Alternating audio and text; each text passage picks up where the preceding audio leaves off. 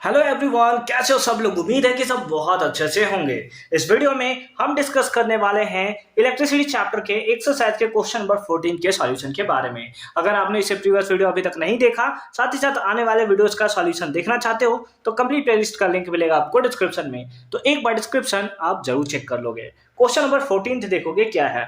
Compare the power used in 2 ohm resistor in each of the following, यानी कि इन दोनों के बीच में 2 ओम के थ्रू कितना पावर सप्लाई हो रहा है, इसके लिए हमें कंपेयर करना है, चाहे वो फर्स्ट केस हो या फिर वो सेकंड केस हो। ठीक है, इसके लिए हमें बताना है। सबसे पहले हम लोग फर्स्ट केस में देख लेते हैं, उसके बाद सेकंड केस में भी देख लेंगे। तो हमें क्या क्या दिया हुआ है फर्स्ट केस में उसको बारे में देखते हैं। तो यहां पर हमें गिवन क्या है, हमें वोल्टेज गिवन है दैट इज 6 वोल्ट बैटरी है ना, 6 वोल्ट बैटरी इन सीरीज। अच्छा, सीरीज में कनेक्ट है इसके साथ। तो अगर रेसिस्टेंस आपसे पूछा जाए सर्किट का कितना होगा, क्योंकि ये दोनों सीरीज में कनेक्टेड है इसलिए equivalent resistance R1 plus R2, series में तो ऐसे होता है ना, नॉर्मली सम होता है, यानी कि 1 + 2 ओम दैट इज 3 ओम के इक्वल होगा, है ना। तो V का वैल्यू इतना आया, R का वैल्यू हमारे पास इतना आ गया। ठीक है, तो क्या हम लोग I का वैल्यू निकाल सकते हैं, यानी कि करंट कितना फ्लो होगा सर्किट में, इसको हम लोग निकाल सकते हैं क्या? आप बोलोगे हाँ सर, हम लोग तो बिल्कुल निकाल सकते हैं। तो I इक्वल्स टू फॉर्मूला क्या होता है, V/R, है ना। V का वैल्यू कितना है, 6 है। R का वैल्यू कितना है, दैट इज 3 है ना, दैट इज 3 है। इसको कैंसिल कर दिया 2 से, तो ये कितना आ गया, दैट इज 2 एम्पियर हमें देखने को मिला। तो करंट का वैल्यू हमारे पास कितना आया, दैट इज 2 एम्पियर हमें देखने को मिला। ठीक है, अब अगर हम बात करें कि हमें क्वेश्चन में क्या दिया, कंपेयर द पावर, किसमें, तो 2 ओम रेसिस्टर में, है ना, कि 2 ओम में कितना फ्लो करेगा। तो आपको ये चीज याद होना चाहिए कि अगर ये सीरीज में है ना, तो सीरीज में जितना करंट पहले वाले रेसिस्टर में फ्लो करेगा उतना ही सेकेंड वाले में भी फ्लो करेगा, है ना। तो अगर हम लोग बात करें in case of 2 ohm resistor, है ना, अगर हम लोग 2 ओम रेसिस्टर के बारे में बात करें तो उस केस में हमारे पास R का वैल्यू कितना होगा, तो आप बोलोगे सर R का वैल्यू हो जाएगा 2 ओम। करंट कितना होगा, जो सर्किट का करंट है वो हमारा रेसिस्टर का भी करंट होगा, दैट इज यहां पर भी हमारे 2 ओम होगा, क्योंकि सीरीज कनेक्शन, अगर सीरीज कॉम्बिनेशन होता है उस केस में करंट हमारा सेम होता है और वोल्टेज जो होता है वो डिफर करता है। ठीक है, चलो फिलहाल आगे चलते हैं। अगर हम लोग देखें कि करंट हमारा सेम है तो इस बेसिस पे आप पावर निकाल सकते हो। पावर का फॉर्मूला होता है I²R। क्या होता है, I²R। ठीक है, I का वैल्यू कितना है, 2, तो 2 का कर दोगे स्क्वायर इंटू R का वैल्यू भी है 2, 2 का स्क्वायर 4 इंटू 2, तो टोटल कितना हो गया 8 क्या वाट। तो इस बेसिस पे फर्स्ट वाले केस में आपका वैल्यू आ गया पावर का, इसको हम लोग नाम दे देते हैं P1 का, है ना। P1 पावर हमें निकल चुका है कितना, दैट इज 8 वाट हमें आंसर देखने को मिला इसका, है ना। हमें कंपेयर करना है, तो अब हमें सेकंड केस में भी चलना होगा, वहां से भी हमें पावर को फाइंड आउट करना होगा। मिटा दिया जाए इसको, चलो बहुत अच्छी बात है। सेकंड केस में चलो, सेकंड केस में चलते हैं। सेकंड केस में हमारे पास क्या क्या होगा, चलो फटाफट से निकालो पहले।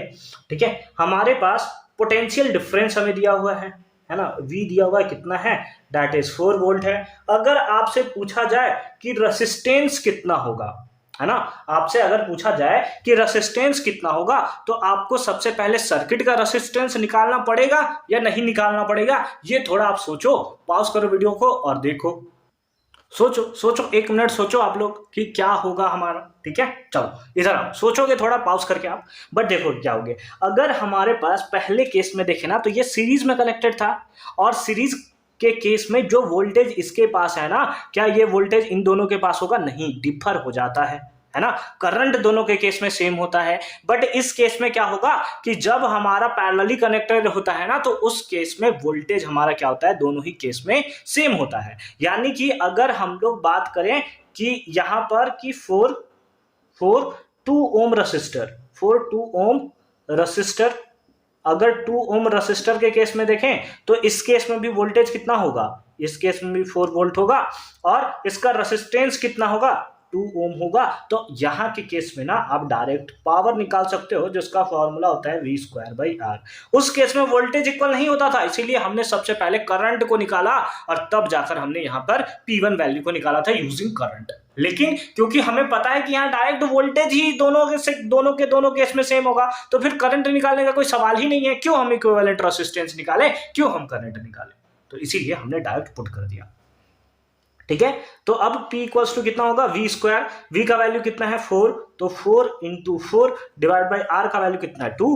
2 से इसको कैंसिल करोगे 2 टाइम्स में, तो यहां पर पावर कितना आ गया 8 ओम। इसको हमने P1 ले लिया था, इसको हम लोग ले लेते हैं कितना P2।